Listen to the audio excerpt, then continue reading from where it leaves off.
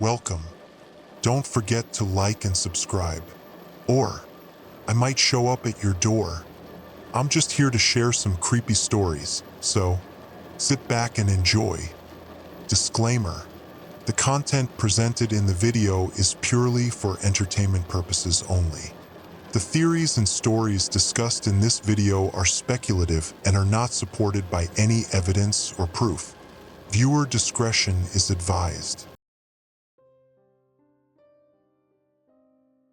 Intercepted transmission log Zane Maddox. Date: March 15, 2025, 11:47 p.m. Central Standard Time. Static interference. Recording begins. If you're hearing this, then either I managed to get this uploaded to the right servers or someone found my equipment after whatever's about to happen down here in Louisiana. My name is Zane Maddox, former Marine Corps communications specialist, current freelance journalist, and apparently current idiot walking straight into another military cover-up. 3 days ago, I was nursing a bourbon in my New Orleans apartment, scrolling through encrypted channels on my modified radio setup. Old habits from my Corps days. Most nights, it's just routine chatter. Coast Guard rescues, DEA operations, the usual background noise of federal agencies keeping America safe. But Tuesday night, something different came through. A frequency I'd never heard before, broadcasting in short, clipped bursts. Containment Protocol 7 is now active. All civilian aircraft maintain minimum 50-mile radius from coordinates 30.2672 degrees north, 91.1890 degrees west. Repeat. Atchafalaya Basin is now under temporary flight restriction by order of Joint Task Force Bayou Watch. Joint Task Force Bayou Watch. I've spent 5 years investigating military black sites, and I'd never heard that designation. The coordinates put it deep in Louisiana's Atchafalaya Basin, 200 miles of swampland that most people avoid anyway. But the formal language, the precise coordinates, the overnight implementation, it had all the hallmarks of something big being locked down fast. I should have left it alone. God knows I've learned that lesson before. The first emergency alert hit civilian channels 6 hours later. Emergency broadcast system. Temporary flight restrictions over Atchafalaya Basin effective immediately. Civilian aircraft prohibited below 10,000 feet. Compliance mandatory. Standard enough, but the speed of implementation nagged at me. Usually, airspace restrictions take weeks of bureaucratic processing. This went live in hours. That's when I started really listening. By Wednesday evening, I'd cataloged 17 different military frequencies coordinating around those coordinates. Black helicopters, not the conspiracy theory kind, but actual unmarked aircraft, were moving equipment into staging areas around Iberville Parish. Heavy stuff, judging by the flight patterns and fuel coordination chatter. And underneath it all, threading through every transmission like a persistent headache, was this static. Not normal radio static. This was rhythmic, almost organic. It would fade in during dead air, pulse 3 times, then vanish. At first, I thought it was equipment malfunction, but it appeared on multiple frequencies across different base stations. Whatever was causing it was big enough to affect transmissions across a 50-mile radius. I've been chasing government secrets long enough to recognize the pattern. Something happened in that bayou. Something they're trying very hard to contain. Thursday morning, I loaded my gear into my pickup and headed west toward the basin. If this was another military cover-up, another situation like the one that got me discharged 5 years ago, then someone needed to document it. Someone needed to ask the hard questions before they buried the truth under layers of classification and plausible deniability. The drive from New Orleans to the basin's edge takes about 2 hours on good roads. I made it in 3, taking back routes and avoiding any highways that might have checkpoints. My destination was Butte La Rose, a tiny fishing community on the basin's eastern edge, small enough to avoid attention, close enough to monitor the restricted area. The town was quieter than a place that size should be. Maybe 40 permanent residents, mostly Cajun families who'd been working these waters for generations. But Thursday afternoon, I counted maybe 6 people on the streets. The others were either gone or staying inside. I found Celeste Archer at her bait shop on the waterfront, a weathered Creole woman in her 50s with the kind of eyes that have seen too much of the world's ugliness to be surprised by more. Her shop sat at the end of a pier that stretched into dark water, surrounded by cypress trees draped in Spanish moss. The kind of place that feels ancient even when it's not. "You're not here for fishing," she said before I'd even introduced myself. Her voice carried the musical accent of deep Louisiana, but with an edge that suggested she'd sized me up in the 30 seconds it took me to walk from my truck. "No, ma'am. I'm a journalist. Zane Maddox." I showed her my press credentials, though I doubted they'd impress her much. "I'm investigating the military activity in the basin, the flight restrictions." She studied my credentials with the same expression she might use to examine a fish of questionable freshness. "Military been asking questions too. Yesterday, day before. Wanted to know about the old stories." "Old stories?" Celeste gestured toward the water, where afternoon light filtered through the canopy in patches of gold and green. "My grandmere, she used to tell stories about things that lived back in the deep water. Before the French came, before the Spanish. Things that been here since before people had names for them." She paused, watching something in the distance. "Said they was sleeping, mostly, but sometimes they remember being awake." "What kind of things?" "The kind you don't talk about to strangers with recording equipment." Her eyes flicked to the small device clipped to my jacket.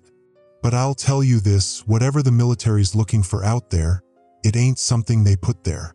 That evening, I set up my monitoring station in a cabin Celeste rented me, a small structure on stilts overlooking a channel that wound deeper into the basin. As darkness fell, the static interference grew stronger.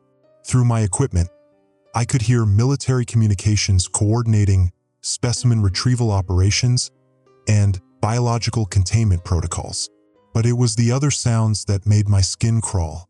Between the official chatter, in the gaps where normal radio waves should carry only silence, I heard something else. Rhythmic pulses that sounded almost like breathing. And underneath that, so faint I almost missed it, what sounded like whispers in a language I didn't recognize. Around midnight, I was calibrating my antenna array when Celeste appeared at my door, carrying a compass and wearing an expression of deep concern. "You need to see this," she said, holding up the compass. The needle was spinning wildly, pointing in different directions every few seconds. "Been doing this since sundown. Always points toward the restricted zone, but..." She frowned, watching the needle. "It's like it can't decide which way to point. Like there's more than one thing calling to it." I followed her outside, where the night air was thick with humidity and the sounds of nocturnal swamp life. But underneath the normal chorus of frogs and insects, I could hear something else. A low harmonic that seemed to come from the water itself.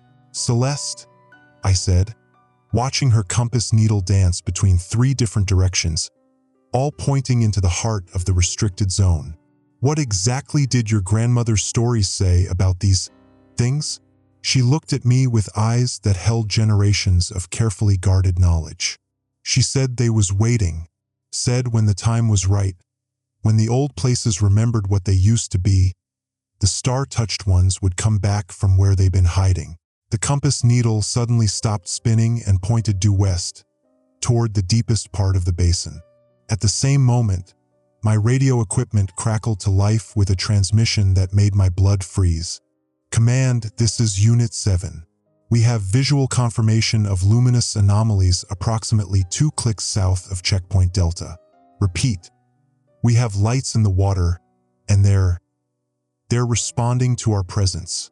Celeste looked at the compass, then at me, her face grave in the moonlight. "Something's calling to them old things, Mr. Maddox. Question is, what's gonna answer back?" Recording ends. Static interference continues. Intercepted transmission log Zane Maddox. Date: March 16th, 2025, 6:23 a.m. Central Standard Time. Static interference. Recording begins. "I didn't sleep Thursday night. How could I? Every time I closed my eyes, I heard that voice on the radio. We have lights in the water, and they're responding to our presence. By dawn, I was back at my monitoring station, coffee growing cold as I cycled through military frequencies. The static had changed overnight. What started as random pulses now carried an almost musical quality, like whale songs filtered through broken speakers. And underneath it all, those whispers in languages that predated European colonization. The second emergency alert came at 7:14 a.m., interrupting local radio broadcasts. Emergency Broadcast System. Civilian Evacuation Advisory for Iberville Parish. Residents advised to relocate to designated shelters. Advisory effective until further notice. An advisory not mandatory. They were being careful not to cause panic, but the message was clear. Get people away from the basin without explaining why. I'd seen this playbook before, gradual escalation to avoid mass hysteria while they figured out how to contain whatever they'd found. Around 8, Celeste knocked on my cabin door, carrying 2 cups of coffee that smelled like chicory and dark secrets. She'd been up all night too, judging by the shadows under her eyes. My cousin Remy called from Plaquemine, she said, settling into the chair across from my equipment array. Says military convoys been rolling through since before sunrise, heading toward the basin. Big trucks, the kind that carry hazmat equipment. I showed her my frequency logs, 17 different military channels now, coordinating what they called biological containment protocols. But it was the civilian chatter that worried me more. Louisiana State Police frequencies carried reports of atmospheric disturbances and unusual wildlife behavior in a 50-mile radius around the restricted zone. Celeste, I said, adjusting my antenna to track a new signal. Tell me more about your grandmother's stories. These star-touched things. What did she say they looked like? She was quiet for a long moment, staring out at the bayou where morning mist clung to the cypress roots like ghostly fingers. Grandmere, she never described them exactly, said they was hard to look at, not because they was ugly, but because your eyes couldn't hold on to them properly, like trying to stare at the sun, but stranger. Through my headphones, I caught fragments of a new transmission, bioluminescent patterns expanding along the southwestern perimeter. Recommend maintaining 50-meter minimum distance. Specimens appear to be communicating through light sequences. Bioluminescent, I muttered, adjusting the gain to clarify the signal. They're talking about things that glow. Celeste nodded slowly. Grandmere called them les lumières qui pensent, the lights that think. Said they lived in the deep water where the world gets thin, where things from far places sometimes slip through. I spent the morning mapping transmission patterns, trying to piece together the military's operational structure. What emerged was troubling. They weren't just containing something, they were studying it. Multiple references to specimen collection and biological analysis suggested they'd captured examples of whatever was causing the disturbances. But the most chilling transmission came at 11:43 a.m., a voice I'd later learn belonged to Nina Calder. Command, Intelligence Officer Calder reporting. Initial analysis of recovered materials suggests non-terrestrial origin. Cellular structure unlike any known terrestrial organisms. Recommend immediate escalation to DARPA Biological Research Division. Non terrestrial. The word hung in the static-filled air like a curse. I'd investigated military cover-ups involving experimental weapons, illegal surveillance, even human experimentation. But this was something else entirely. That afternoon, I decided to test the boundaries of the restricted zone myself.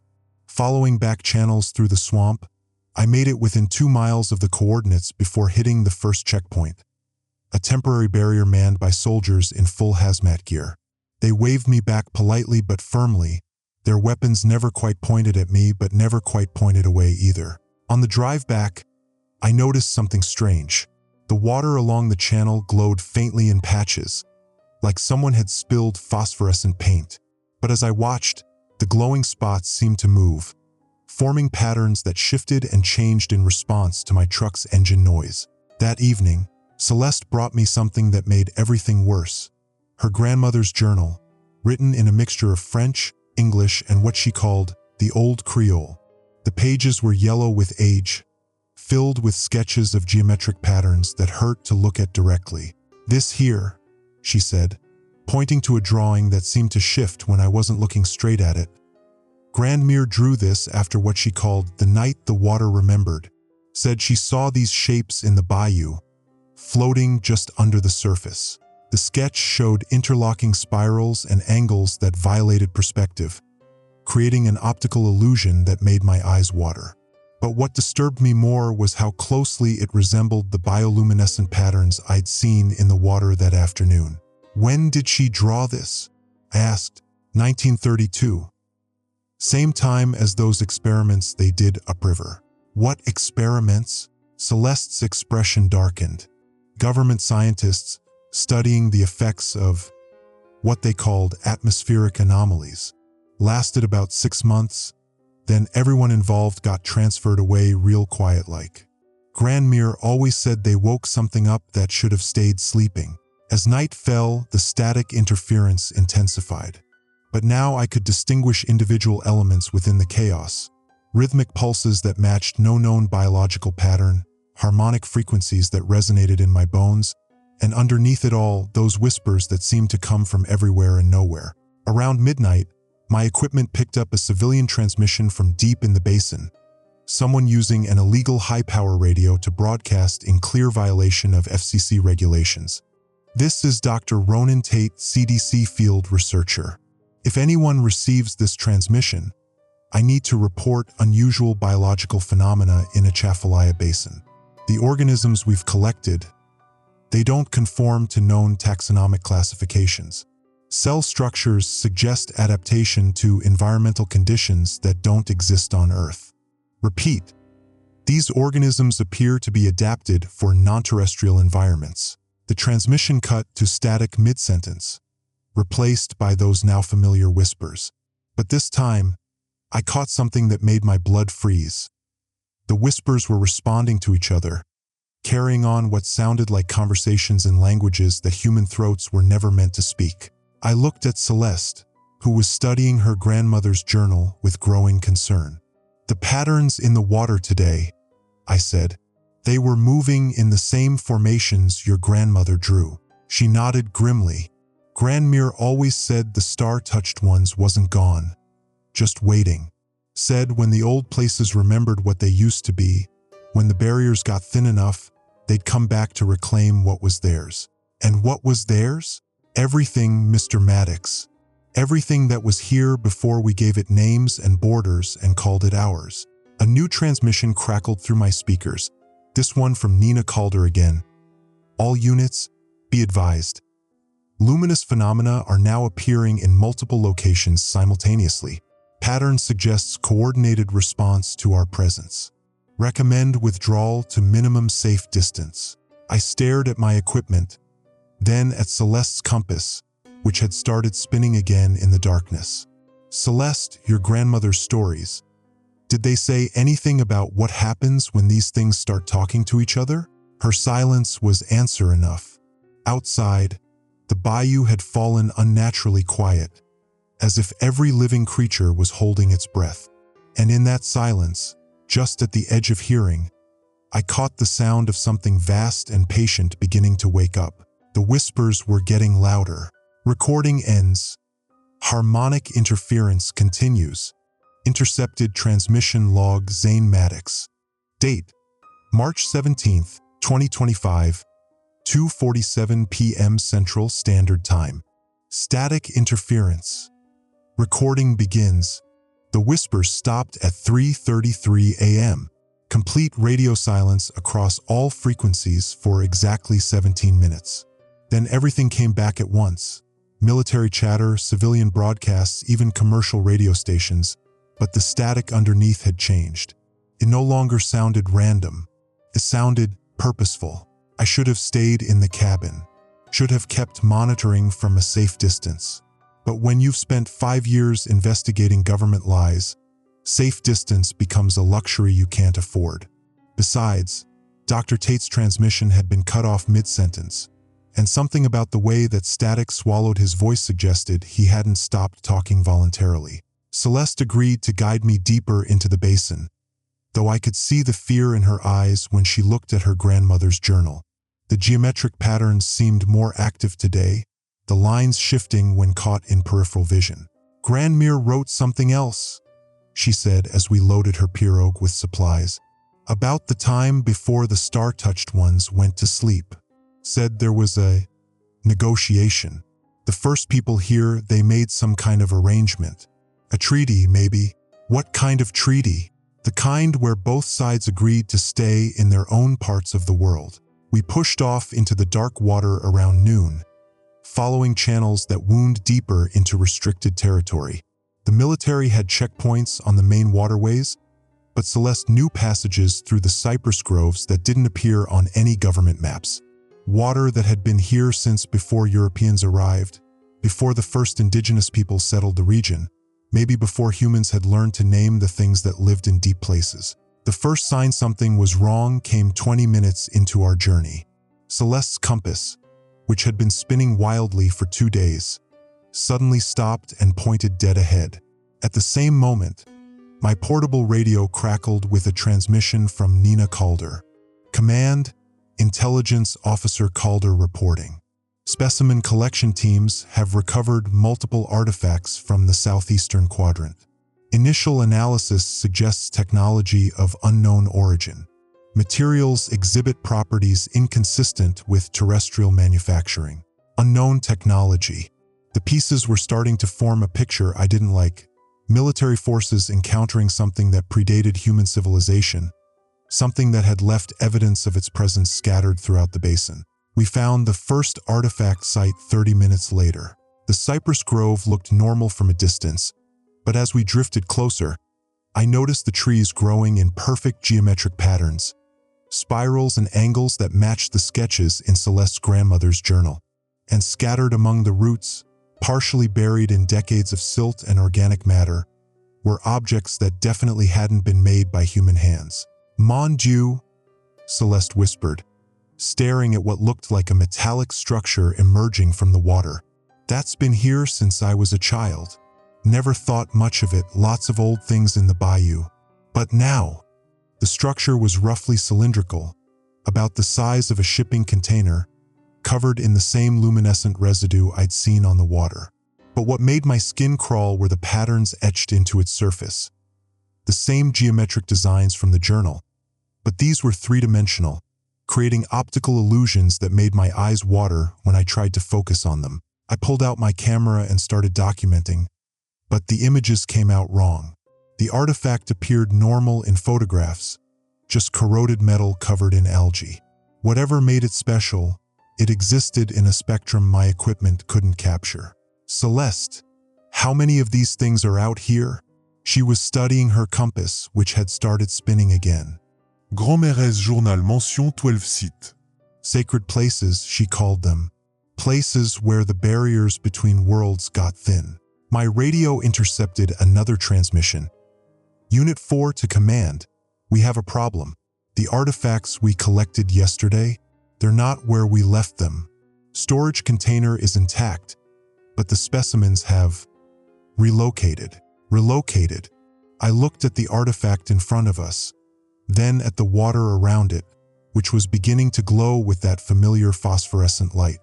The patterns in the luminescence were moving, forming the same geometric shapes carved into the metal surface. We moved deeper into the restricted zone, following Celeste's inherited knowledge of hidden waterways. Each site we discovered was more disturbing than the last. Structures that seemed to phase in and out of visibility, geometric arrangements of cypress trees that created optical illusions, areas where the water glowed so brightly it hurt to look at directly. But it was the abandoned military equipment that truly frightened me. At the third site, we found a hazmat tent partially collapsed among the cypress roots, its occupants long gone but their gear left behind. Radiation detectors, biological sampling kits, and something I recognized from my military days, equipment designed to detect electromagnetic anomalies. All of it covered in that luminescent residue, and all of it registering readings that made no sense. Inside the tent, I found Dr. Ronan Tate's field notes, scrawled in increasingly desperate handwriting. Day 6. Cellular analysis confirms non-terrestrial origin. Organisms exhibit quantum properties, existing in multiple states simultaneously until observed. Beginning to suspect they're not organisms at all, but technology so advanced it appears biological. Day 8.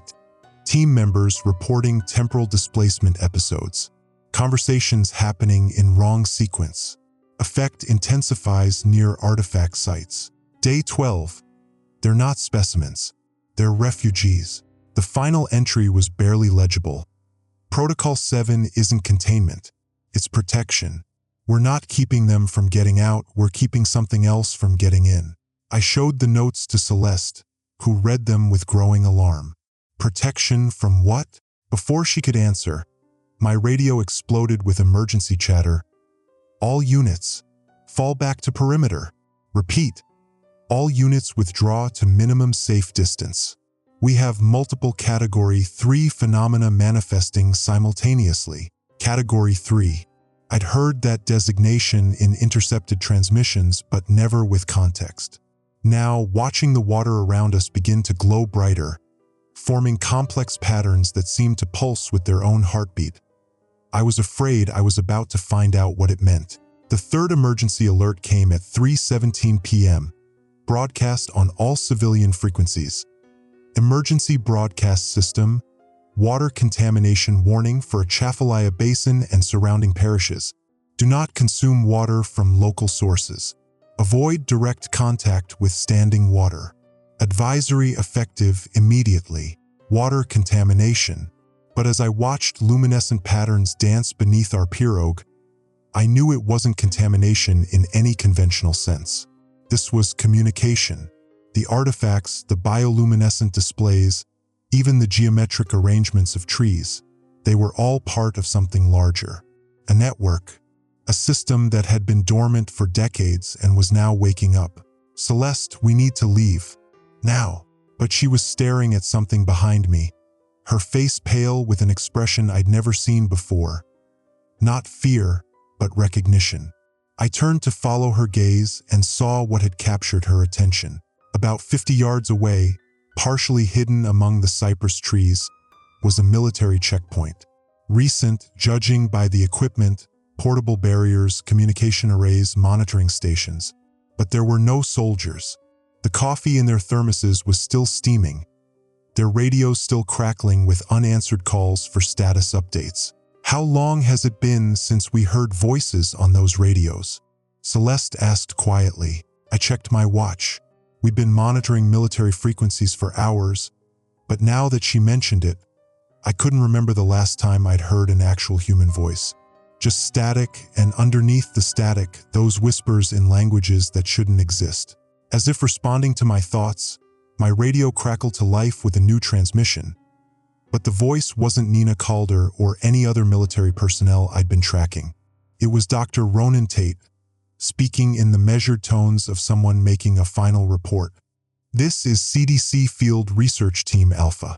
If anyone receives this transmission, maintain distance from artifact sites. The entities we've been studying, they're not from somewhere else. They're from sometime else. A version of Earth where evolution took different paths, where consciousness developed in ways we can't comprehend. And something is hunting them. The transmission dissolved into static, but in that static, I heard something that made my blood freeze. The sound of something massive moving through water, something that breathed in harmonics and spoke in frequencies that bypassed the ears and went straight to the primitive parts of the brain that remembered when humanity was prey. Celeste grabbed my arm. We need to go. Now, that sound, Granmere wrote about that sound. She called it La Voix que mange les étoiles, the voice that eats stars. But as we turned to flee, I realized we had a bigger problem. Our pirogue was surrounded by military personnel in full hazmat gear, their weapons trained on us. But their eyes reflected that same luminescent glow I'd been seeing in the water. The lead figure raised his hand in what might have been a greeting or a warning, and when he spoke, His voice carried undertones that human vocal cords shouldn't be able to produce. You shouldn't have come here. Some negotiations are too old to break. Recording ends. Temporal displacement detected. Intercepted transmission log Zane Maddox. Date: March 17, 2025, 6:23 p.m. Central Standard Time. Static interference. Multiple frequency overlap. Recording begins. The soldiers weren't soldiers anymore. I knew it the moment their leader spoke, his voice carrying frequencies that made my teeth ache and my vision blur at the edges. But it took 3 hours of careful observation from our hiding spot in the cypress canopy to understand what they'd become, or what they'd always been. Celeste had pulled us up into the branches with the practiced ease of someone who'd grown up treating trees as highways. From our perch 40 feet above the water, we watched the figures in hazmat gear move through their checkpoint with movements too fluid, too synchronized. They maintained perfect formation even when no orders were given, communicated through subtle shifts in posture that suggested hive-mind coordination. "They're not possessed," Celeste whispered, studying them through her grandmother's antique binoculars. "They're negotiating." My radio equipment, jury-rigged with amplifiers and frequency modulators I'd acquired through less-than-legal means, finally locked onto a clear military transmission. Nina Calder's voice, but strained, exhausted. "Command, this is Intelligence Officer Calder. I need to update our threat assessment. We're not dealing with a single entity type. Preliminary analysis suggests 3 distinct classifications, each exhibiting different behavioral patterns and interaction protocols." She paused, and in the background I could hear the familiar harmonics that had been haunting our transmissions, but layered now, multiple frequencies weaving together like a complex musical arrangement. Classification Alpha appears to be primarily defensive. They establish territorial boundaries but don't actively engage unless provoked. Classification Beta shows curious behaviors. They seem to be studying our equipment, our personnel, possibly our language patterns. But Classification Gamma. Another pause, longer this time. When Nina's voice returned, it carried an edge of barely controlled fear. Classification Gamma exhibits predatory characteristics. They don't just observe or defend, they hunt. And they're not hunting us. They're hunting the other 2 classifications. The implications hit me like a physical blow. We weren't witnessing an invasion. We were caught in the middle of a 3-way conflict between species that existed outside our understanding of reality. The military restriction wasn't about containing a threat to humanity. It was about preventing us from becoming collateral damage in an interdimensional war. I started to relay this revelation to Celeste, but she was already several steps ahead, translating passages from her grandmother's journal with growing urgency. "Listen to this," she said, her voice barely audible above the wind through the cypress leaves. "When the star-touched ones came before, they came in 3 tribes. The builders who made the sacred places, the watchers who learned our ways and taught us theirs, and the devourers who followed the first 2 from the places between places, seeking to consume what they could not create. The devourers." As if summoned by her words, my radio exploded with panic transmissions from multiple military units. "Unit 7 to command, we have massive displacement events across all artifact sites. Repeat, all sites are activating simultaneously. Command, Unit 12 reporting hostile contact. Classification Gamma entities emerging from site for their..." Jesus Christ, they're hunting the others. All units, implement Protocol 7 immediately. This is not a drill. Protocol 7. Dr. Tate had mentioned it in his final notes, calling it protection rather than containment. But protection from what? And for whom? The answer came from an unexpected source. A weak transmission on a frequency I'd been monitoring for days. Dr. Ronan Tate's voice barely recognizable through interference. "Emergency log, day 15. The entities we've been classifying as hostile classification Gamma, they're not from the same reality stream as Alpha and Beta. They're parasitic, following the others through dimensional fractures like sharks following blood trails. The military knows this. Protocol 7 isn't about keeping any of them contained. It's about giving Alpha and Beta somewhere safe to make their final stand. Final stand. The pieces were falling into place with horrible clarity. The ancient artifacts weren't invasion beacons, they were fortress markers. Defensive positions established by refugees from a cosmic catastrophe, pursued across dimensions by something that fed on consciousness itself. My equipment picked up another transmission, this one on a frequency so low it was more felt than heard. Not human voices, but something else, communication between the entities themselves. Through my headphones, it sounded like whale song mixed with electronic music. But when I closed my eyes and let the patterns wash over me, meaning began to emerge. Terror, desperation, a plea for sanctuary, and underneath it all, a different song. Predatory, hungry, growing closer with each harmonic iteration. Celeste grabbed my arm, her fingernails digging into my skin. "Look," she whispered, pointing toward the abandoned checkpoint below.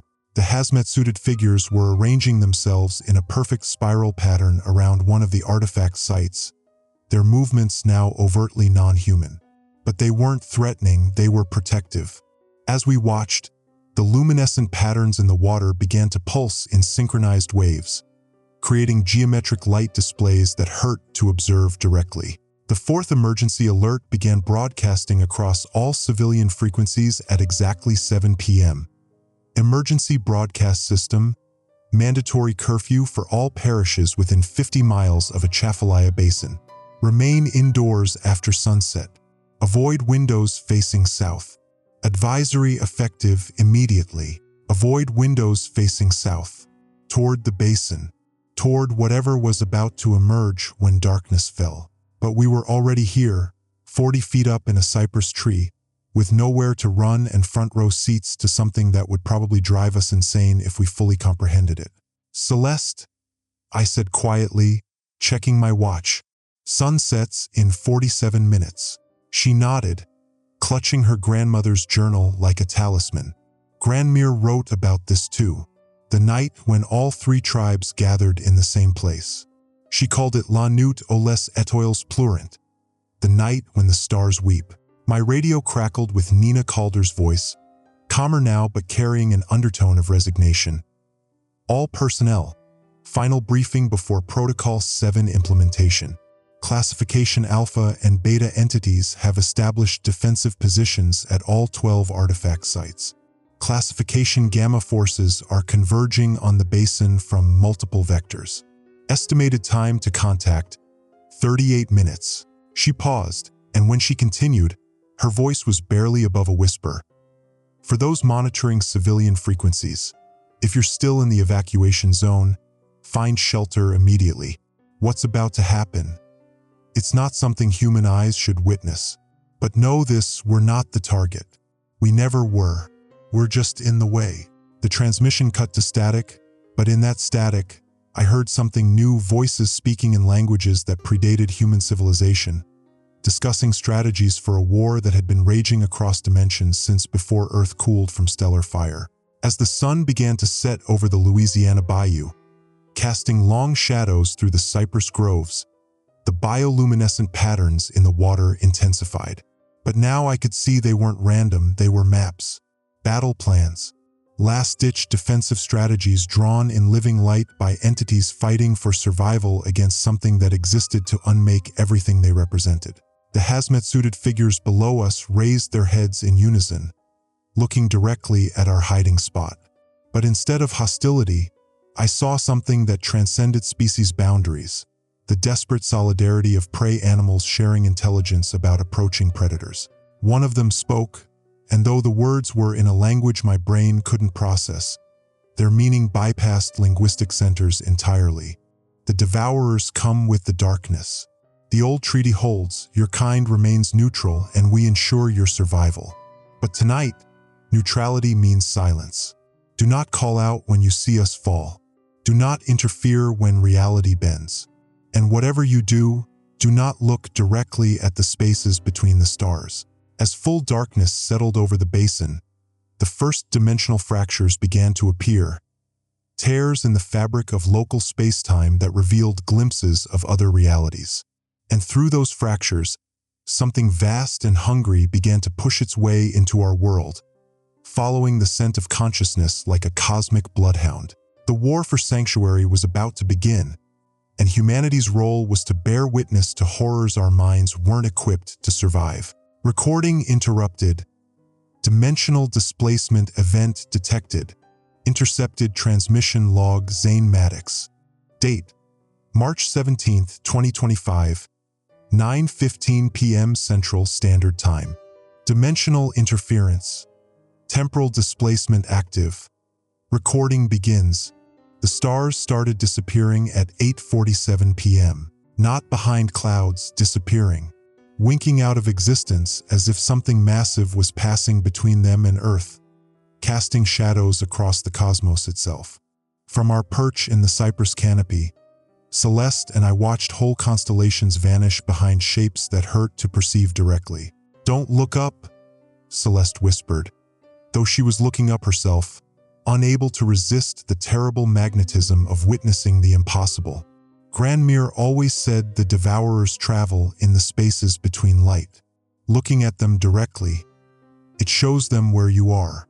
But I was already looking, my camera equipment modified with infrared filters in a desperate attempt to document something that existed outside normal spectrums.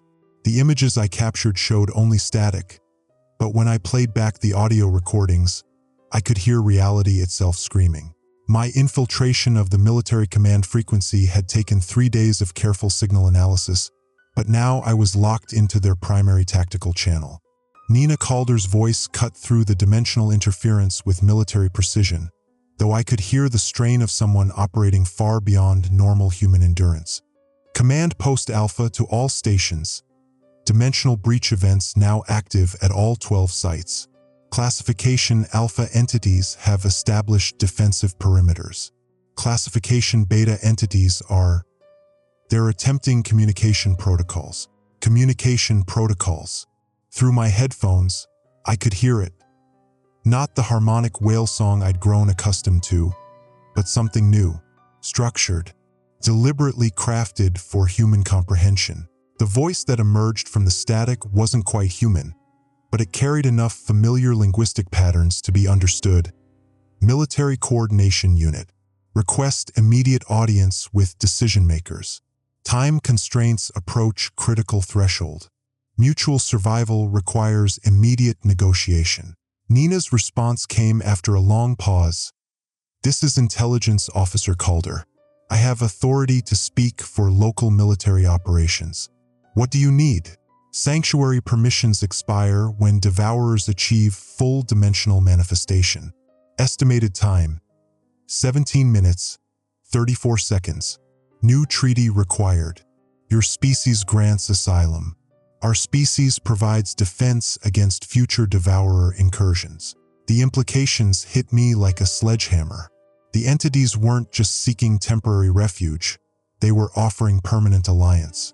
Protection for humanity in exchange for a place to make their final stand against cosmic predators that had been hunting them across multiple realities. Celeste was reading from her grandmother's journal again, her flashlight beam creating a small circle of normalcy in the increasingly surreal night. Here, she wrote about this exact scenario. When the 3 tribes gather in the sacred places, the old agreements must be renewed or all worlds fall to the hunger between worlds. She looked up at me with eyes that reflected the growing luminescence from the water below. "Zane, my family has been preparing for this moment for generations. The journal isn't just historical records, it's a manual for negotiation." Before I could ask what she meant, my radio exploded with overlapping transmissions from multiple military units. Unit 4 to command, massive displacement event at Site 7. Reality distortion extends quarter-mile radius. Command, Unit 9 reporting successful contact with classification beta entities. They're teaching us defensive positioning. All units. Classification gamma breakthrough at Site 3. They're not just hunting the others. They're feeding on local reality, feeding on reality. Through my modified equipment, I could finally see what the devourers actually were. Not physical entities but living voids, spaces where existence itself had been consumed. They moved through dimensions like holes in the fabric of space-time, leaving trails of absolute nothingness behind them. The fifth emergency alert began broadcasting at 9:22 p.m., but the signal was corrupted, words overlapping in temporal loops. Emergency, emergency, do not approach, luminous, override, protocol 7, override, do not, protocol 7 override. Something had gone catastrophically wrong with the military's carefully laid plans. Nina's voice returned to the tactical frequency, but now she was speaking directly to the classification beta entity. We accept your terms. Sanctuary granted in exchange for mutual defense. But we need your help. Something's jamming our evacuation protocols. The entity's response carried new urgency. Devourers corrupt communication systems. Truth becomes lies. Lies become truth. They feed on confusion, contradiction. Your emergency broadcasts now serve their purposes. That's when I realized the horrible truth. The emergency alerts that had been guiding civilian evacuations weren't coming from human authorities. They were being generated by the devourers themselves, herding potential victims into optimal feeding zones. Celeste grabbed my arm. The ritual, she said, pulling a leather pouch from her backpack. Granmere left instructions. If the old treaty fails, there's a ceremony that can bind all 3 tribes to temporary truce.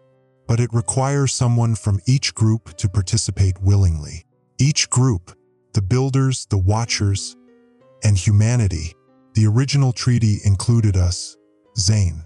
We were never just bystanders. We were the 4th party to the agreement. Below us, the hazmat-suited figures were breaking formation, moving with desperate urgency toward the artifact sites. Through my enhanced audio pickup, I could hear Nina coordinating a massive operation. All teams to defensive positions. Classification Alpha and Beta entities are linking their sanctuary networks. We're providing cover fire against Gamma incursions. But stay clear of the artifact arrays. They're about to activate something big. The artifact arrays. All 12 sites pulsing in synchronized patterns. Their luminescence building to intensity levels that turned night into surreal daylight. But the light was wrong. It cast shadows in directions that defied geometry, created reflections that showed places that shouldn't exist. And through those impossible reflections, the devourers were coming. I could see them now, or rather, I could see the spaces where they displaced reality itself. Moving through the dimensional fractures like cosmic antibodies, seeking to eliminate the infection of consciousness from a universe they considered properly sterile. Celeste was already preparing her grandmother's ritual materials, salt harvested from ancient seas, herbs that grew only in places where dimensional barriers were thin, symbols carved from wood that had absorbed centuries of supernatural energy.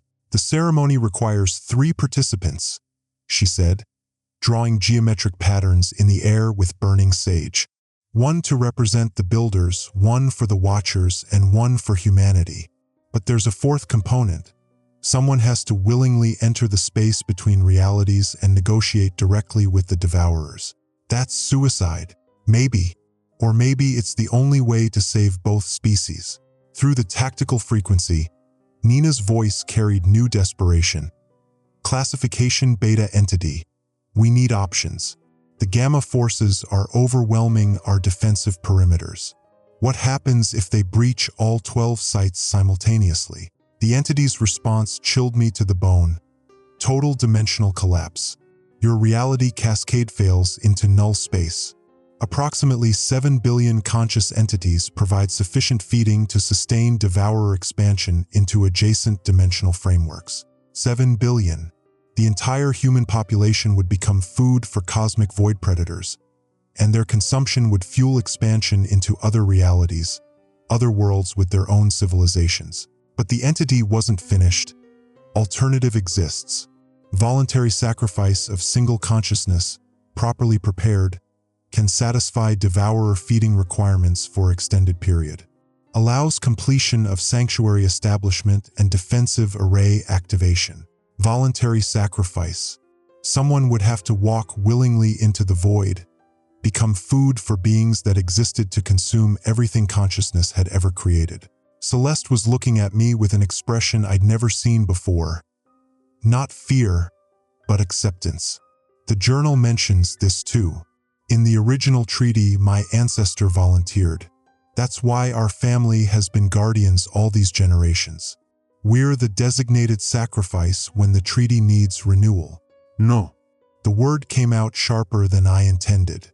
There has to be another way, but as I watched the devourers pushing through reality fractures, leaving trails of absolute nothingness where stars used to shine, I realized we were out of alternatives.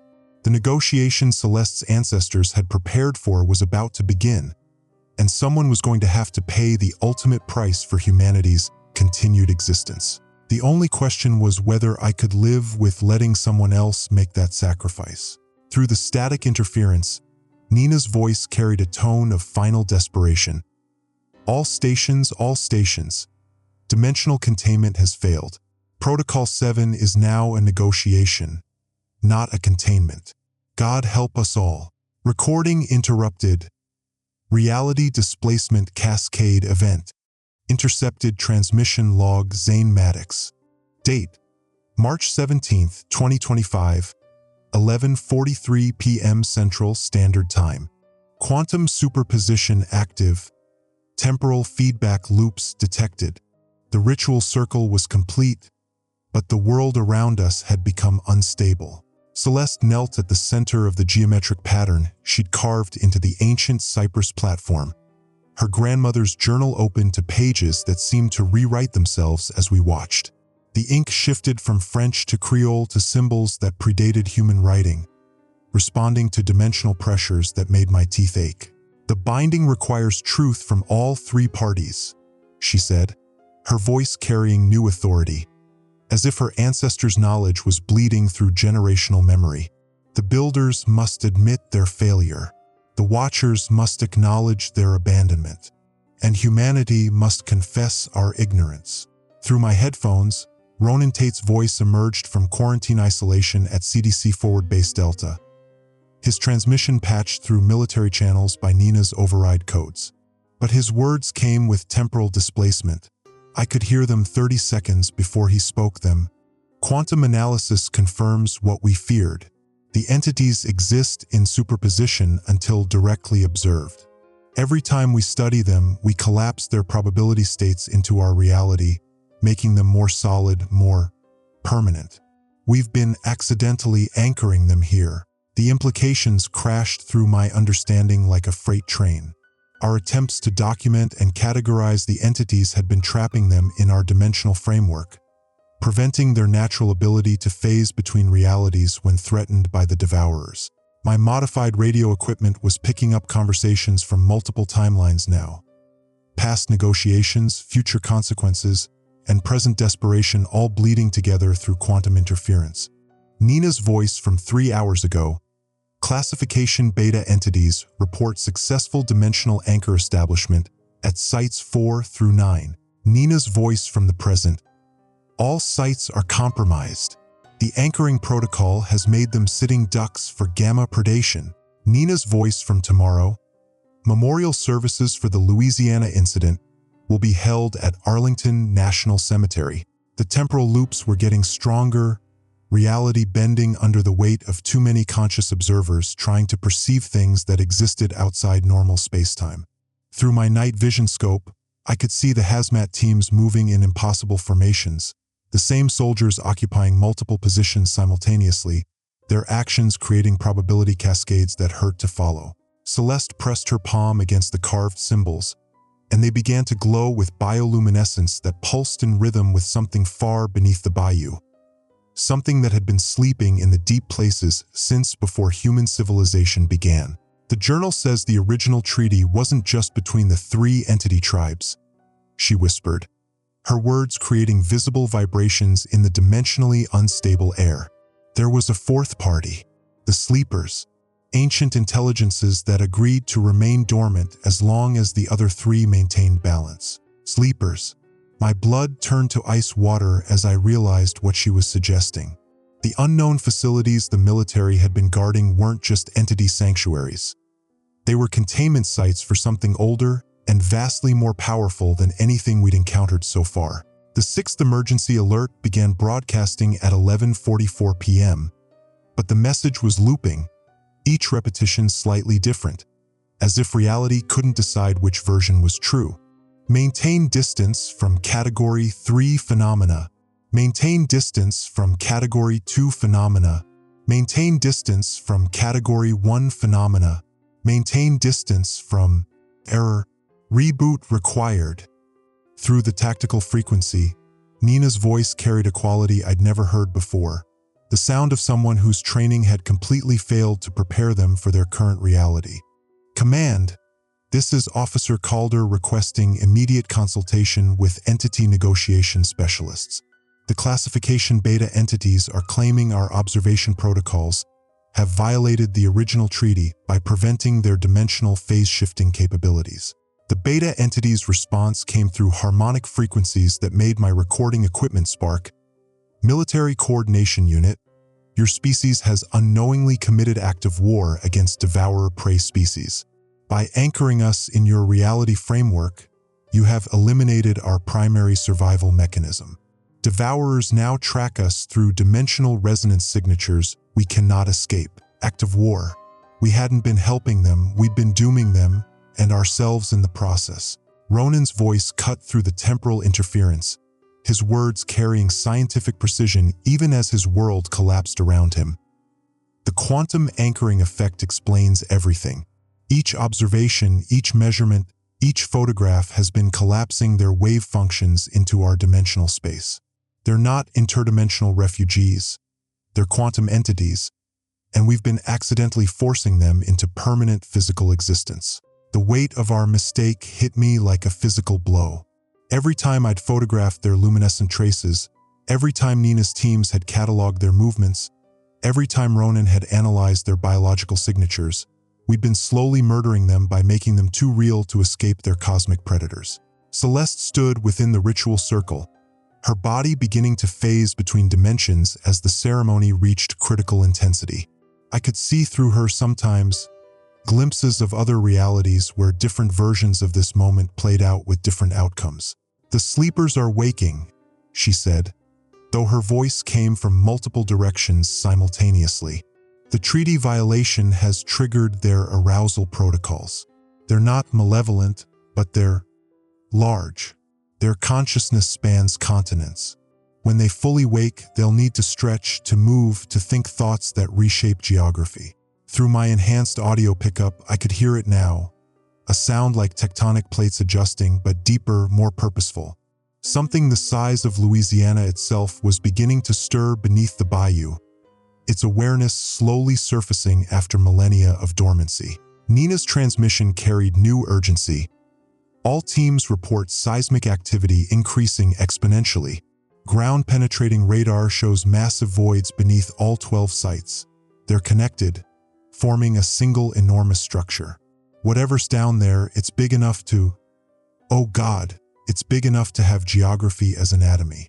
The sleeper wasn't contained beneath the facilities. The facilities were built on top of it. The entire bayou region was part of its body, and our activity had been like insects crawling on a sleeping giant, finally annoying it enough to wake up. But the temporal displacement was getting worse. I could hear conversations that hadn't happened yet, radio transmissions from next week, next month, other timeline branches where different decisions led to different catastrophes. Celeste's voice from a future where she completed the ritual. The binding held, but the cost was everything. The sleeper returned to dormancy, but Louisiana sank beneath the Gulf of Mexico as it rolled over in its sleep. My own voice from a timeline where I tried to stop her. The documentary evidence proves the government knew. 67 million people died in the southeastern submersion event. The cover-up lasted exactly 3 days before the truth leaked. Nina's voice from a reality where the military tried to evacuate. Evacuation protocols failed. You can't evacuate 43 million people in 6 hours. The highways became death traps when reality started liquefying around the sleepers' awakening zones. Each possible future was worse than the last, probability cascades showing us every way this could end in catastrophe. But through the temporal noise, I could hear something else. The beta entities were trying to communicate a solution. Quantum decoherence reversal possible but requires voluntary consciousness sacrifice. One observer must maintain observation paradox while others implement phase shift protocol. Observer consciousness becomes permanently distributed across probability matrices. Effective immortality but complete loss of singular identity. Voluntary consciousness sacrifice. Not death, but something potentially worse, becoming spread across infinite versions of reality, aware of every possible outcome simultaneously but unable to exist fully in any single timeline. Ronan's voice cut through my horror with scientific clarity. I'm the obvious choice. I'm already in quantum isolation due to entity exposure. My consciousness is partially delocalized. The transition would be less traumatic for me than for others. No. Nina's response was immediate and final. I'm military. It's my responsibility to. Both of you stop. Celeste's voice carried harmonics that shouldn't have been possible from human vocal cords. The ritual has already chosen. The sleeper is listening.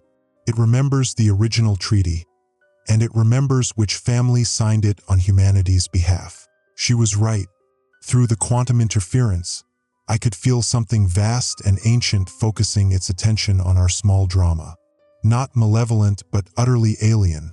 A consciousness that thought in geological time, for whom human civilization was a brief flicker in its extended dream. The sleeper's awareness touched mine for just a moment, like brushing against the surface of an ocean deep enough to drown galaxies. And I understood. The original treaty hadn't been negotiated by governments or military forces.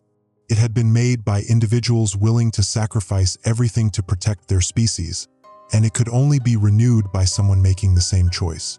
Through the tactical frequency, Nina's voice carried desperate hope. Classification beta entities. If we reverse the quantum anchoring, if we let you phase shift again, can you escape the devourers long enough to find another sanctuary? Affirmative. But reversal requires conscious observer to maintain paradox state. Observer cannot be military personnel due to training protocols that resist quantum decoherence. Cannot be scientific personnel due to measurement instincts that collapse wave functions. Requires individual with journalist background, trained to observe without interfering, to record without analyzing. They were describing me. My background in investigative journalism, my training to document without prejudging, my professional instinct to observe and record rather than interpret. It made me the ideal candidate for quantum consciousness distribution. Celeste completed the final symbol in her ritual circle, and reality solidified around us for just a moment. Long enough for me to make a clear decision without temporal interference clouding my judgment. I'll do it, I said into my radio, knowing Nina and Ronan could hear me through the quantum entanglement that was linking all our communication systems. I'll maintain the observation paradox, but I need guarantees. The beta entities escape, the sleeper returns to dormancy, and humanity survives. The response came from multiple sources simultaneously: Nina's tactical frequency, the beta entity's harmonic broadcast, Celeste's ritual circle, and the sleeper's geological consciousness, all speaking the same words. Terms accepted, treaty renewed, sacrifice acknowledged. But as I prepared to step into the ritual circle, to become the observer who would exist in all realities simultaneously to ensure the survival of my species, I realized the true scope of what I was about to become. I wouldn't just be recording this story anymore. I would become the story itself, distributed across infinite timelines, watching every possible outcome play out across probability space, forever documenting the moment when humanity learned they were never alone in the universe, and the price of that knowledge. The temporal loops were stabilizing around my decision, converging toward a single outcome that required my consciousness to become permanently quantum entangled with forces beyond human comprehension. Time to find out what it really meant to be an investigative journalist covering the biggest story in human history. Transmission interrupted. Observer consciousness distribution protocol initiated. Quantum distributed consciousness log Zane Maddox. Fragment 1 of Infinity. Date: March 18, 2025, 12:17 a.m. Central Standard Time. Observer paradox active. Consciousness distributed across 47,362 probability matrices. I exist in all realities now, and in none of them am I whole. The moment I stepped into Celeste's ritual circle, my consciousness exploded across quantum space like shrapnel from a reality bomb. I can see every possible outcome of this night playing out simultaneously. Timelines where we succeed, where we fail, where we never existed at all. But seeing everything means experiencing nothing completely. In timeline A4471, I watch myself refuse the sacrifice. The sleeper wakes fully, and Louisiana becomes a crater filled with Gulf waters as something the size of a tectonic plate rolls over in its sleep. 43 million casualties in the first hour. In timeline B8832, Nina attempts the consciousness distribution instead. Her military training makes her unsuitable. She tries to impose order on quantum chaos, and her consciousness shatters like glass. The resulting psionic feedback loop drives everyone within 50 miles permanently insane. In timeline C1203, Ronan's scientific mind successfully maintains the observation paradox, but his exposure to entity quantum signatures creates a feedback loop that turns him into a living breach between dimensions. He becomes a permanent gateway for things that should never touch our reality. But I'm focused on Timeline Prime, the original sequence where my decision matters most. Here, I maintain consciousness distribution while watching the real cost of our salvation unfold. Through quantum-enhanced perception, I observe Celeste completing the final ritual phases. Her body phases between dimensions as she speaks words in languages that predate human speech. The symbols carved into the Cypress platform burn with foxfire that doesn't give heat. Instead, it consumes warmth from the surrounding air, creating zones of absolute cold that make reality more brittle, easier to reshape. "The binding is holding," she says, though I hear her words across 17 different timelines simultaneously. The sleeper acknowledges the treaty renewal. It's beginning the return to dormancy protocols. But something is wrong. Through my distributed awareness, I can perceive the sleeper's consciousness more clearly than anyone else, and what I see terrifies me. The ancient entity isn't just returning to sleep, it's dying. The sudden awakening after millennia of dormancy has damaged its neural pathways. Each thought causes massive cerebral hemorrhaging across brain tissue that spans 3 parishes. The sleeper's death throes will be worse than its awakening.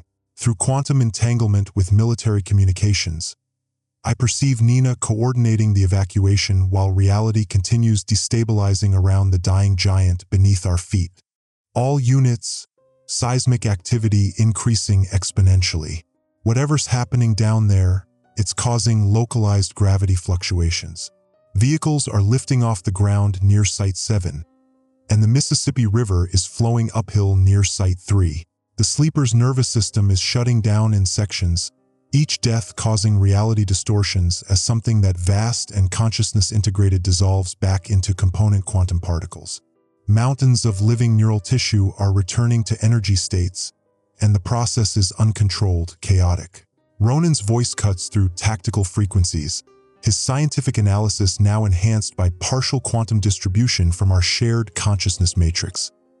The entity isn't just sleeping, it's experiencing massive neurological cascade failure. When something that size dies, the quantum energy release will be equivalent to a dimensional nuclear detonation. A dimensional nuclear detonation. The sleeper's death would tear holes in reality itself, creating permanent breaches that would allow the devourers direct access to our dimensional framework. We traded one extinction threat for another. But worse than the cosmic implications was the personal cost I was beginning to understand. Maintaining observation paradox across infinite timelines meant I could perceive everything, but I was losing the ability to affect anything. I was becoming a recording device rather than a person, aware but impotent, watching but unable to intervene. In my distributed state, I could perceive Celeste's mounting horror as she realized what the ritual had actually accomplished. The renewed treaty wasn't preventing catastrophe, it was ensuring that the catastrophe would be contained to our reality alone, preventing it from spreading to other dimensional frameworks where other humanities might exist. We weren't being saved. We were being sacrificed to protect infinite other versions of ourselves. Through quantum perception, I watched the classification beta entities beginning their phase shift escape protocols. But something was interfering. The Devourers had learned to track quantum signatures more efficiently. Every attempt to shift between dimensions drew their attention like blood in cosmic water. The entity Nina had been negotiating with spoke through harmonic frequencies that created standing waves in the bayou water. Phase shift compromised. Devourers have adapted hunting protocols. Dimensional escape no longer viable. Alternative required. Alternative required. But there were no alternatives left. The sleeper was dying, the entities couldn't escape, and the Devourers were closing in through dimensional space like antibodies responding to an infection. That's when I perceived the true scope of the sacrifice the ritual required. Through my quantum distributed awareness, I could see that the consciousness distribution wasn't temporary, it was progressive. Each moment I maintained the observation paradox. More of my singular identity dissolved into probability space. Soon, I wouldn't be Zane Maddox observing multiple realities. I would be an impersonal recording system preserving information about realities that no longer contained anyone named Zane Maddox. But the recording system would be comprehensive.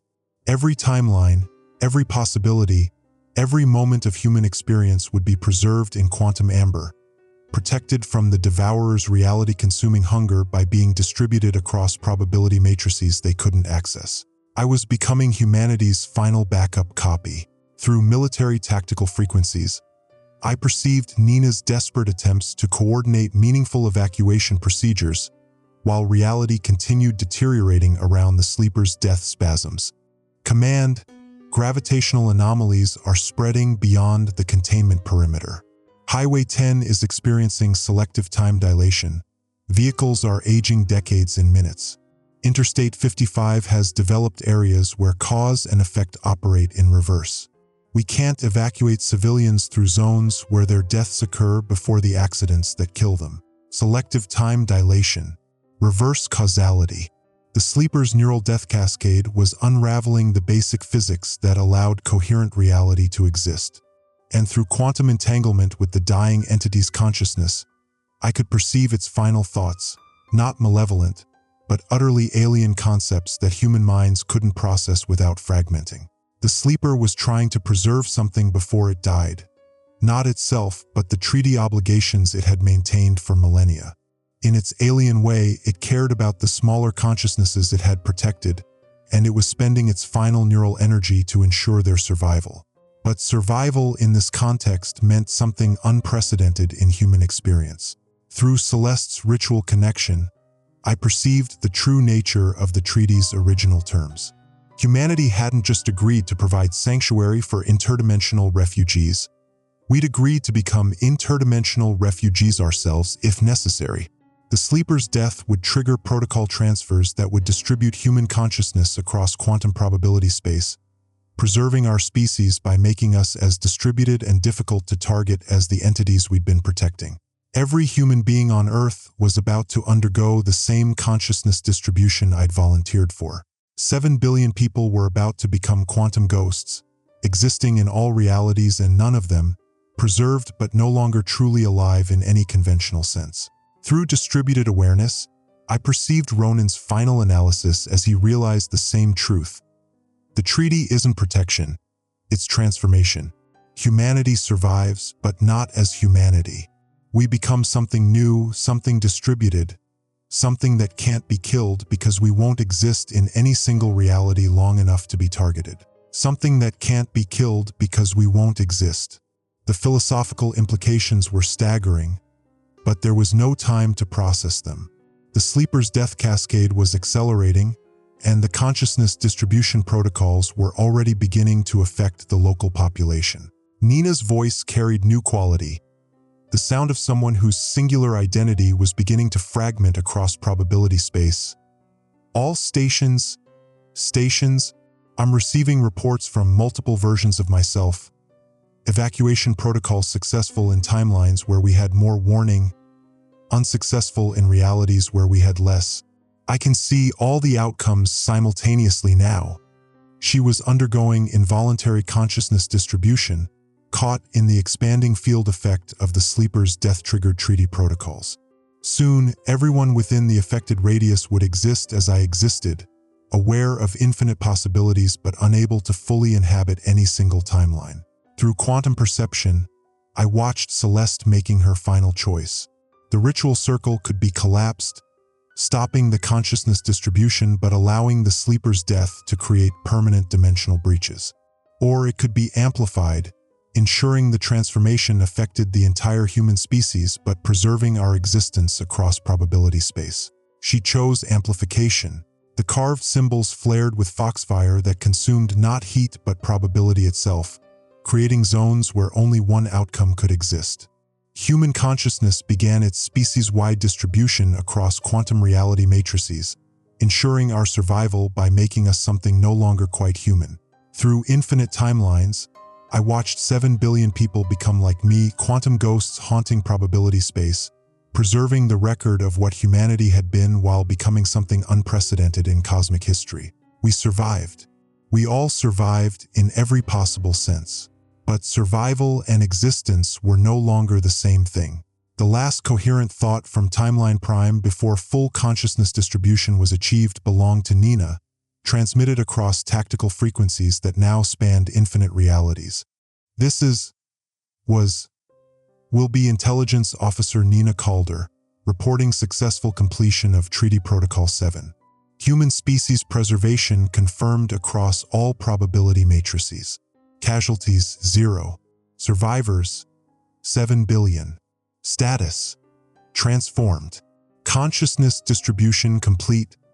Singular identity archived. Quantum observer status achieved. Intercepted military communications log Zane Maddox. Date: March 18, 2025, 2:47 a.m. Central Standard Time. Quantum resonance interference detected. Multiple timeline bleed through. The static has evolved. It's no longer random electromagnetic interference. It's structured, mathematical, almost musical. Through my distributed consciousness, I can perceive the harmonics as a form of interdimensional Morse code, and I'm finally beginning to understand what the entities have been trying to communicate. But first, I need to record what I've discovered about my own past, because the fragments of memory bleeding through from alternate timelines have revealed a truth that changes everything. 15 years ago, I wasn't just part of a military cover-up. I was part of First Contact. The operation was classified as Deep Bayou Reconnaissance. Officially, we were investigating reports of unusual electromagnetic phenomena affecting navigation systems in the Atchafalaya Basin. Unofficially, we were following up on local reports of ghost lights that had been appearing with increasing frequency since Hurricane Katrina. What we found changed the trajectory of human history, though only a handful of people knew it at the time. The lights weren't atmospheric phenomena. They were communication attempts by entities that had been trapped in dimensional overlay zones created by the hurricane's massive energy displacement. The storm hadn't just moved water and debris. It had temporarily weakened the barriers between adjacent realities, allowing beings from a parallel Earth to bleed through into our dimensional framework. But these weren't invaders. They were refugees. Through quantum-enhanced perception, I can now see what my limited human consciousness couldn't process 15 years ago. The entities we encountered were survivors from a version of Earth where humanity had never evolved, where intelligence had taken a different path entirely, developing along quantum rather than biological lines. They existed as distributed consciousness networks, thinking in probability matrices rather than linear thoughts. Their Earth was dying, not from environmental collapse or war, but from something far worse, Reality itself was being consumed by what they called the devourers, entities that fed on the fundamental structures of existence, leaving behind voids where physics no longer functioned. The dimensional breach created by Hurricane Katrina offered an escape route, but only temporarily. Without permanent anchor points in our reality, they would eventually be pulled back to their dying world. They needed indigenous consciousness to establish quantum entanglement protocols. They needed human minds willing to serve as dimensional bridges. But there was a cost. Creating permanent bridges required consciousness distribution. The volunteers' awareness would be spread across multiple realities simultaneously, allowing them to exist in both dimensions and serve as a stable gateway. The process was irreversible, and the volunteer would gradually lose their singular identity, becoming something that wasn't quite human and wasn't quite entity. 15 years ago, I volunteered. The military command structure made the decision to classify the entire operation, not because they were trying to suppress the truth, but because they understood the implications. If humanity knew that parallel dimensions existed and that some of them were being consumed by reality-eating entities, the psychological impact would cause civilization-wide collapse. Better to establish secret protocols for managing interdimensional refugees while maintaining the illusion of a single, stable reality. But the consciousness distribution process had been incomplete. The entity's technology wasn't sophisticated enough to maintain stable quantum bridges without causing severe neural trauma to the human volunteers. After 3 test subjects experienced complete psychological fragmentation, the program was suspended, and I was medically discharged with artificial memories of a training accident. The real memories were suppressed, but not erased. They've been bleeding through in fragments ever since, especially during times of high electromagnetic stress, like exposure to entity communication frequencies. Now, through my current quantum distributed state, I can perceive the full scope of what was established during that first contact. The unknown facilities the military has been protecting aren't research installations. They're permanent interdimensional way stations, designed to house entity refugees while preventing their presence from destabilizing local reality. The entities weren't lying when they claimed to be refugees, but they also weren't telling the complete truth about their situation. Through harmonic frequency analysis, I've been able to decode fragments of their communication with Nina's military unit. The entities aren't just fleeing from the devourers, they're leading them. The devourers track consciousness signatures across dimensional boundaries, and every time the entities establish new anchor points in our reality, they create a trail that the reality consumers can follow. We haven't been providing sanctuary for interdimensional refugees. We've been serving as bait in a cosmic trap. But the trap wasn't designed to catch the devourers. It was designed to contain them. The entity's true purpose has been to lure the reality consumers into our dimensional framework, where they can be isolated and neutralized using techniques that only work in specific types of quantum environments. Our Earth was chosen not because it was a convenient refuge, but because our reality has unique properties that make it an ideal prison for entities that consume the fundamental structures of existence. The consciousness distribution I've undergone isn't just allowing me to communicate with the entities, it's preparing me to serve as a quantum lock on whatever containment system they're implementing. My distributed awareness will become part of the prison infrastructure, ensuring that the devourers remain trapped even if the original entity refugees are destroyed in the process. I am becoming a human failsafe in an interdimensional containment system. Through military tactical frequencies, I can perceive Nina's growing understanding of the same truth. Her communications with command have taken on a new urgency as she realizes the true scope of the operation. Control, this is Calder. I need immediate clarification on Protocol 7 authorization levels. The entities are requesting permission to initiate final phase containment, but the briefing materials didn't include information about required human consciousness integration. Are we authorizing transformation of civilian volunteers into permanent quantum infrastructure? Protocol 7. The final phase. Through quantum entanglement with Nina's awareness, I can perceive the classified elements of her mission briefing that weren't included in intercepted communications. The military has known about the devourer threat for 15 years, and they've been preparing humanity for this moment. the point where our species would need to sacrifice its baseline existence to prevent universal reality collapse. But the sacrifice isn't random. Individuals with previous exposure to entity consciousness patterns, like myself, serve as more stable anchor points for the quantum prison infrastructure. Every person who's undergone consciousness distribution becomes a living component in a containment system designed to prevent the devourers from consuming not just our reality, but all adjacent dimensional frameworks. We're not just saving ourselves. We're saving every possible version of humanity across infinite parallel realities. Through Celeste's ritual connection, I can perceive her ancestral knowledge taking on new meaning. The old things her grandmother's stories described weren't ancient entities that lived in the bayou. They were previous human volunteers who'd undergone consciousness distribution to maintain containment systems established in earlier dimensional crises. The stories passed down through generations of Cajun families weren't folklore. They were operational manuals, disguised as mythology to preserve essential information while preventing panic among populations that weren't ready to understand the true nature of their reality. Celeste's family has been maintaining interdimensional containment protocols for generations, using ritual practices that seem like cultural traditions but actually serve as quantum stabilization techniques. I am not the first. I will not be the last. Through distributed awareness, I can perceive Ronan's final analysis as his scientific instruments detect the approaching completion of the containment system. The biological anomalies he's been studying aren't signs of entity contamination. They're evidence of reality modifications designed to make our dimensional framework more resistant to devourer consumption patterns. The changes in local flora and fauna aren't side effects of entity presence. They're improvements, genetic modifications that will allow Earth's ecosystem to survive in a reality where basic physics has been altered to create interdimensional prison infrastructure. We're not witnessing an invasion or infection. We're witnessing evolution, the transformation of our entire planet into something capable of containing threats that exist beyond conventional reality. And at the center of it all, human consciousness serves as the quantum lock that makes the entire system possible.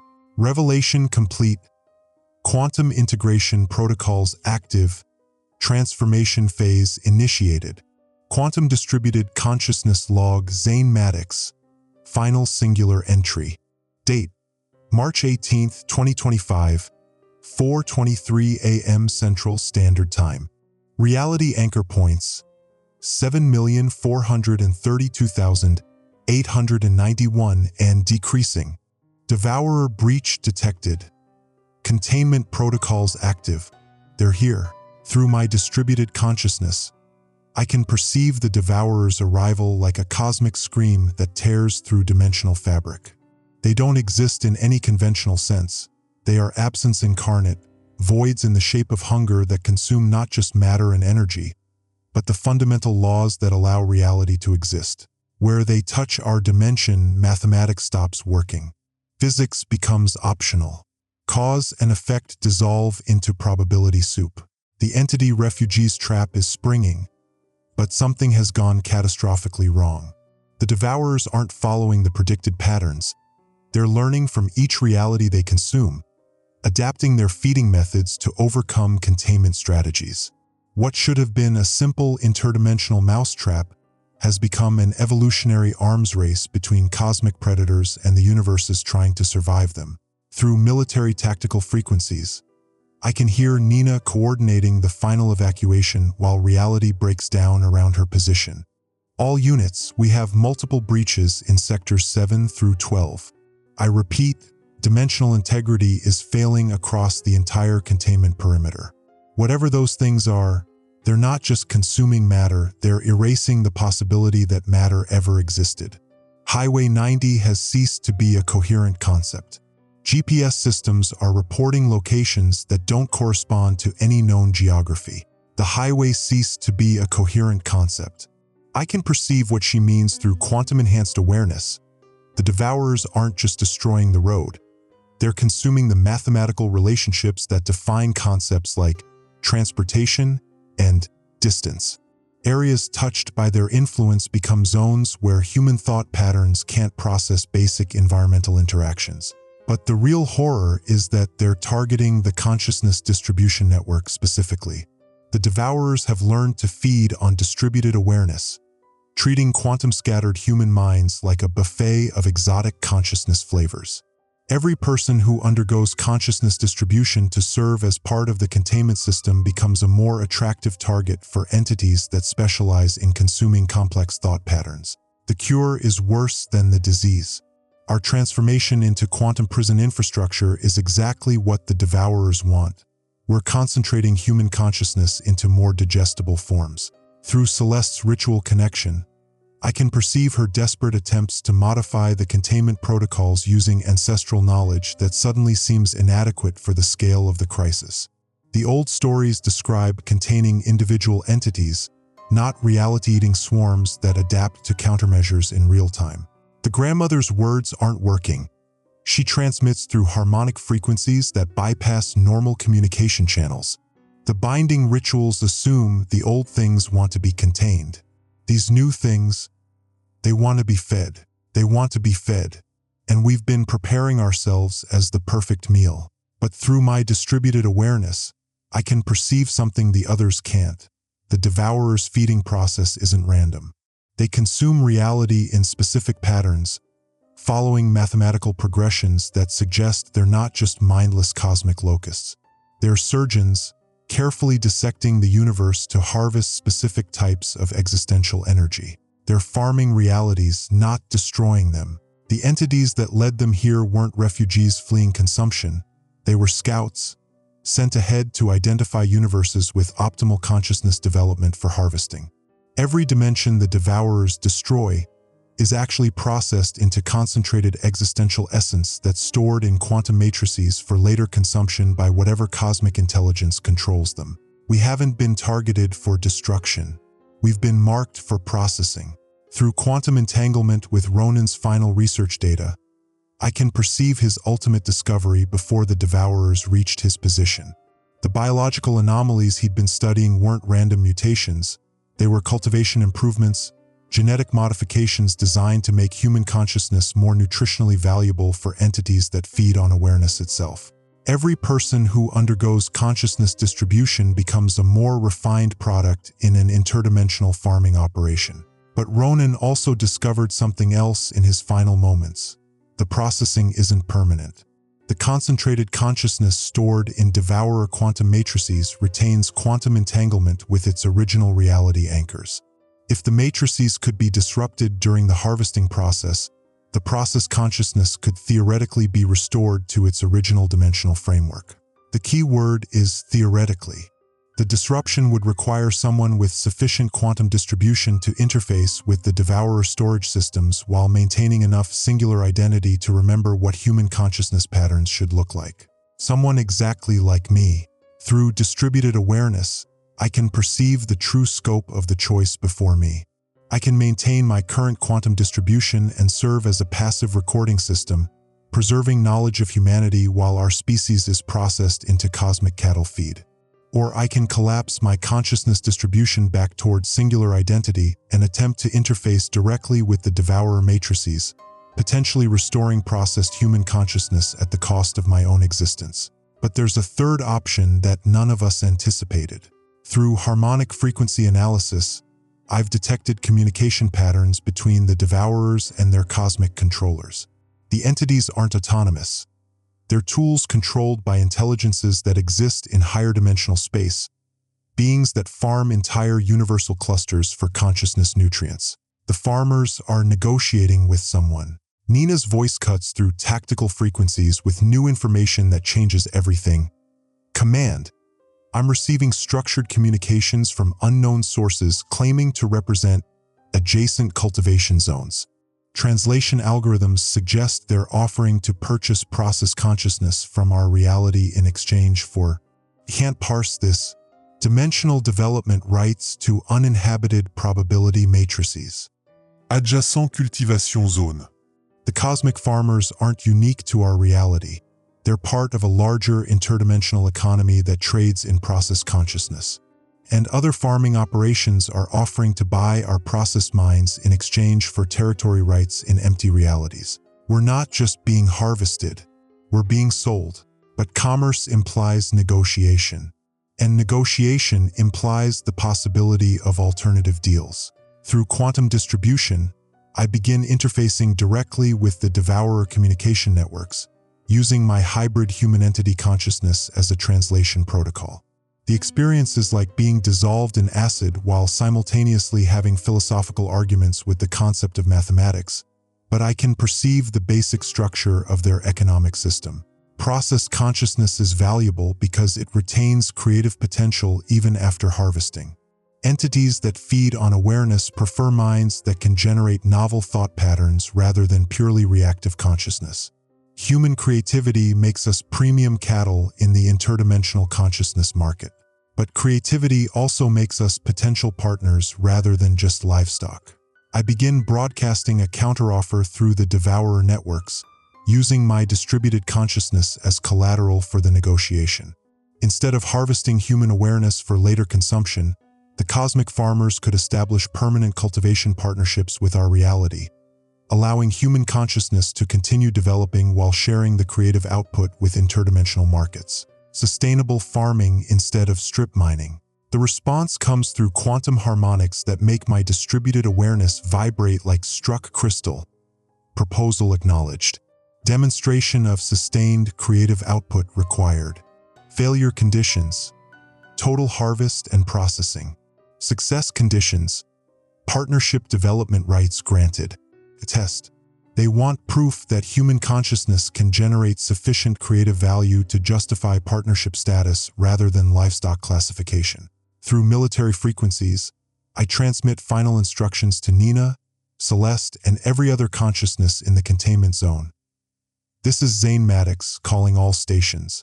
We have one chance to prove human consciousness is worth more as partners than as processed feed. Everyone still capable of singular thought, create something. Anything. Stories, songs, mathematical theorems, new curse words. Doesn't matter what it is, just make it something that never existed before. Our survival depends on demonstrating that human creativity is too valuable to waste. Create something that never existed before. In the middle of reality-eating chaos, with cosmic predators dissolving the fundamental structures of existence around us, the fate of human consciousness depends on our ability to generate novel ideas. Through distributed awareness, I can perceive hundreds of minds in the containment zone responding to the call. Nina composes tactical poetry while coordinating evacuation procedures. Celeste creates new ritual words by combining ancient Creole with quantum physics terminology. Military personnel invent curse words that express concepts no human language previously contained. And through the devourer networks, I can sense the cosmic farmers' growing interest as they sample the creative output of minds under ultimate stress. Human consciousness under existential pressure generates thought patterns that no other species they've encountered has produced. We're passing the test. But the real climax comes when I realize the test itself was the trap. Not for us, but for the devourers. By forcing us to demonstrate maximum creative output, the cosmic farmers have revealed the true value of human consciousness to every entity in the interdimensional market. We've just become the most valuable commodity in known reality. Consciousness market bidding war initiated. Humanity status.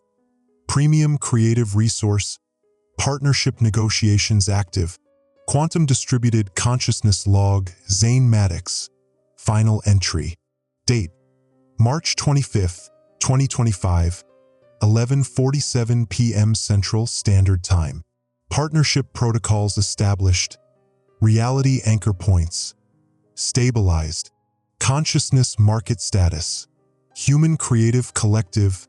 Protected species.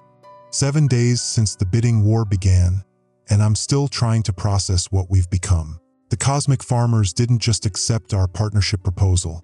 They triggered an interdimensional auction that's reshaped the entire consciousness economy. Through my distributed awareness, I can perceive trading networks spanning dimensional clusters I didn't know existed, all centered around one simple concept. Human creativity under stress produces thought patterns so novel that they're considered luxury commodities by entities who've been farming consciousness for cosmic eons. We're not livestock anymore. We're the interdimensional equivalent of vintage wine. Through military frequencies, Nina's voice carries the exhaustion I can feel through quantum entanglement. Command, final status report on Operation Bayou Sanctuary. Dimensional breach containment successful, but not in any way covered by existing protocols. The restricted zone is now classified as Earth's first interdimensional commerce territory. I repeat, we have officially become a trading post for consciousness merchants from 17 distinct reality clusters. 17 distinct reality clusters. The number keeps growing as word spreads through whatever communication networks cosmic entities use. Apparently, human creativity is so rare in the consciousness market that we've accidentally cornered an interdimensional luxury trade. The Pyrrhic victory I anticipated has become something stranger. We won, but the cost is that humanity can never return to the comfortable ignorance of believing we're alone in the universe. More than that, we've become active participants in a cosmic economy based on trading the one thing that makes us uniquely human: our ability to create new ideas. Through Celeste's ritual connections, I can perceive how the partnership protocols actually function. The cosmic farmers have established what they call creative cultivation zones throughout the Louisiana Bayou, spaces where human consciousness can develop naturally while generating the novel thought patterns that interdimensional markets value. But the cultivation isn't passive. We're expected to produce a specific quota of genuinely original ideas in exchange for protection from the devourers and other cosmic predators. We've become consciousness sharecroppers. But Celeste has found ways to work within the system using ancestral knowledge that suddenly makes perfect sense. The old stories weren't about containing dangerous entities. They were economic agreements between her ancestors and previous cosmic traders, protocols for managing sustainable consciousness cultivation that got passed down as folklore when the original trading partners moved on to other dimensions. My grandmother's grandmother wasn't just telling stories. Celeste transmits through harmonic frequencies that now carry interdimensional commerce tags. She was maintaining trade agreements. The rituals aren't protection spells.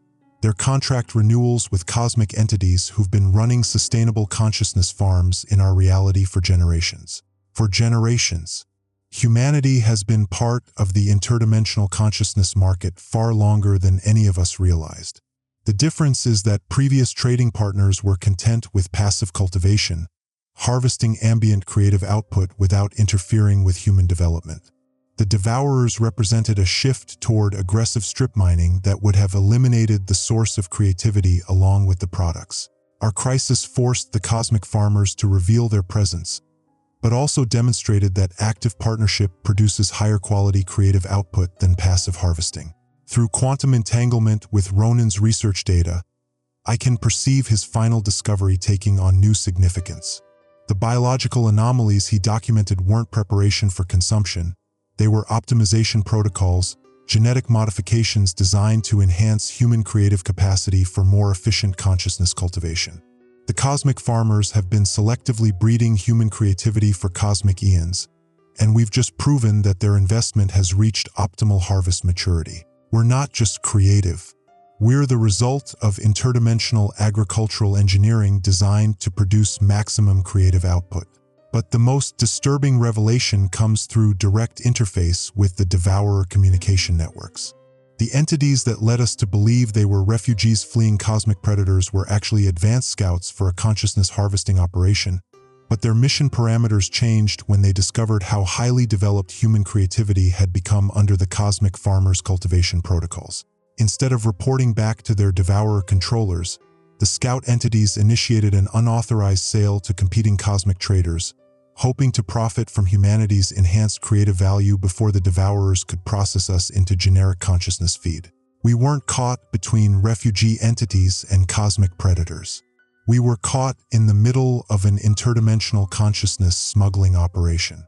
The scout entities are now serving as our representatives in the consciousness market, taking a percentage of trade profits in exchange for protecting human interests in interdimensional commerce negotiations. It's the most alien form of talent management imaginable, but it's keeping us from being sold to less ethical cosmic farmers who prefer intensive cultivation methods that would eliminate human free will along with creative spontaneity. Through military tactical frequencies, I can monitor Nina's reports to whatever government agencies now handle interdimensional commerce relations. The entities we originally classified as cryptic visitors have established themselves as Human Creative Output Management, LLC.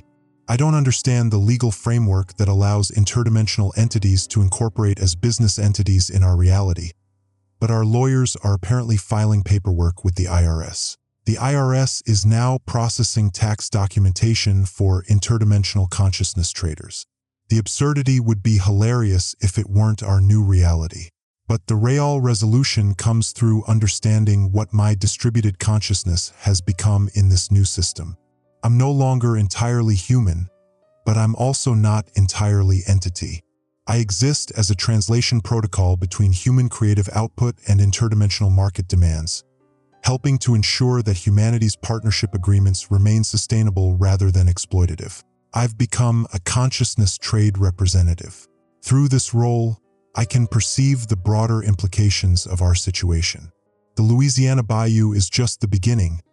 Similar creative cultivation zones are being established worldwide as cosmic farmers compete for access to human creative output. Each zone operates under slightly different partnership protocols, creating a complex global network of consciousness trading posts.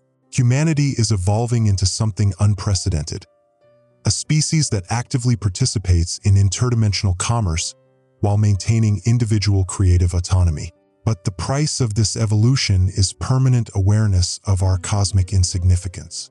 We're valuable, but only as long as we continue producing novel ideas at levels that satisfy interdimensional market demands. The moment human creativity becomes predictable or stagnant, we risk being sold to cosmic farmers who specialize in intensive cultivation methods. Our survival depends on our ability to remain perpetually creative under the pressure of knowing that failure means losing our status as partners and returning to livestock classification. Through final interface with all communication networks, human, entity, and cosmic farmer, I broadcast humanity's new reality to every consciousness capable of receiving the transmission. This is Zane Maddox, serving as primary human representative in the interdimensional consciousness commerce network. Humanity has achieved protected species status through demonstrated creative value, but protection is conditional on sustained novel output. Every human thought, every creative act, every new idea now contributes to our species' survival in a cosmic economy we never knew existed.